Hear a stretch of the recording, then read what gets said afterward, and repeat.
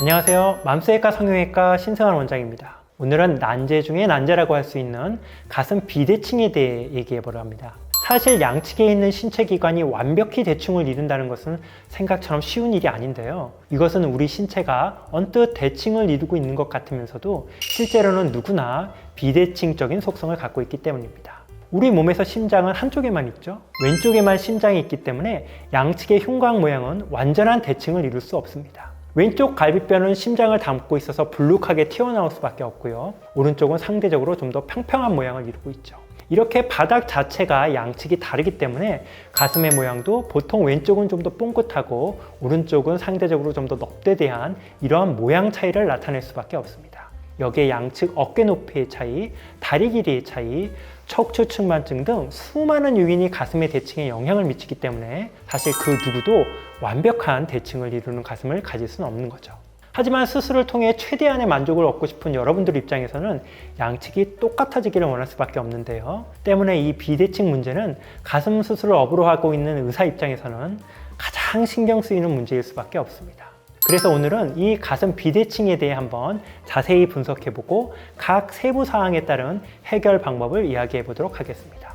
가슴의 비대칭은 크게 세 가지 요소로 나누어 생각할 수 있는데요.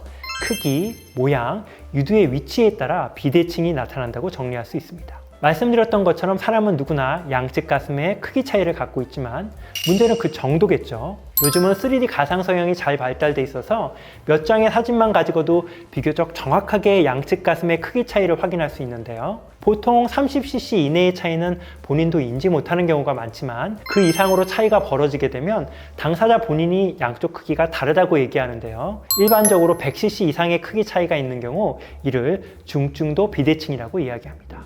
이런 크기 차이를 보이는 경우 양측 가슴이 모두 크다면 축소 수술을 하면서 각각의 절제량을 달리할 것이고요. 양측이 모두 작다면 확대 수술을 하면서 사이즈가 다른 보형물을 넣게 될 것입니다. 드물게는 한쪽은 너무 작아서 보형물을 넣고 다른 한쪽은 너무 커서 축소 수술을 하는 경우, 그러니까 양측에 각각 전혀 다른 수술을 시행하는 경우도 있습니다. 이렇게 크기의 차이에 국한해서 얘기하자면 비대칭이란 게 비교적 단순한 문제인 것도 같지만 진짜 문제는 그 다음 단계인 모양입니다. 가슴에서 모양이 다르다는 뜻은 가슴을 하나의 원추형 뿔이라고 가정할 때 그 밑변의 직경과 높이의 비율이 다르다는 뜻입니다. 쉽게 말해 한쪽 가슴은 직경은 크지만 높이는 낮고 다른 한쪽은 직경은 작지만 높이가 더 높은 거죠.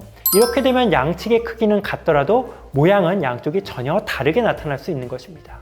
왜 이런 말씀을 드리냐 하면 양측의 크기가 달라서 다른 크기의 보형물을 넣는다고 가정해보죠. 언뜻 생각할 때는 크기 차이를 고려해서, 그러니까 만약 양쪽에 50cc 정도의 차이가 난다면 큰 쪽은 250cc, 작은 쪽은 300cc 이런 식으로 사이즈가 다른 보형물을 선택하면 차이가 없어질 것 같은데요. 실제로는 이렇지 않습니다. 왜냐하면 바로 모양의 차이가 새롭게 생기기 때문이죠. 일반적으로 가슴 보형물이 크다는 뜻은 보형물의 높이뿐 아니라 직경도 커진다는 뜻입니다. 보형물은 각 사람 한 명 한 명에 맞춰 개별 제작되는 것이 아니라 20에서 30cc 정도의 차이를 두고 일률적인 모양으로 이미 만들어져 있습니다. 이런 기성품들 중에서 적당한 것을 고르는 것이기 때문에 양측 보형물의 사이즈를 달리하여 보형물을 넣게 되면 큰 보형물은 직경이 크니까 넙대대해 보이고요. 작은 보형물은 직경이 작아서 상대적으로 뽕긋해 보일 수 있는 것이죠. 따라서 양측의 비대칭을 교정할 때에는 너무 크기 차이에 집착해서 양측의 수치를 정확히 맞추려고 하기보다는 적당한 지점에서 타협점을 찾아 비슷하게 보이는 정도를 목표로 하는 것이 또 다른 차이, 즉 모양의 차이를 만들지 않는 적절한 선택이라고 하겠습니다. 마지막 가슴 비대칭의 요소는 유두의 위치입니다. 특히 가슴 확대 수술은 유두의 위치를 직접적으로 바꾸는 수술이 아닌데요. 가슴이 작았을 때는 별로 잘 인식되지 못했던 양측 유두의 높이 차이가 확대 수술로, 그러니까 보형물을 넣어 피부를 팽창시킨 후에는 더 두드러져 보일 수도 있습니다. 이러한 유두의 위치 차이는 결국 주변 피부를 절제해서 유두의 위치를 직접 옮기는 것 외에는 다른 교정 방법이 없는데요. 축소 수술을 하는 경우에 어차피 흉터를 감소하고 하는 것이니까 이렇게 피부를 절제해서 유두 위치를 교정하는 것이 가능하겠지만 단순히 확대 수술만 하는 경우에는 유두 주변에 흉터가 생기는 것은 원하지 않는 경우가 많기 때문에 교정할 방법이 마땅치 않습니다. 따라서 수술 전 양측 유두의 위치 차이를 미리 인지한 상태에서 환자와 의사 간의 충분한 커뮤니케이션 고안 후 교정 여부와 방법을 선택해야 할 것입니다. 오늘은 가슴 수술의 영원한 난제인 비대칭에 대해서 다뤄봤는데요. 사실 말씀드렸던 것처럼 인체의 특성상 양측 가슴이 완벽한 대칭을 이루기는 어렵습니다. 또한 비대칭이라는 것은 상당히 주관적인 인식을 기반으로 하기 때문에 사람에 따라 그 차이를 받아들일 수 있는 정도도 천차만별이죠.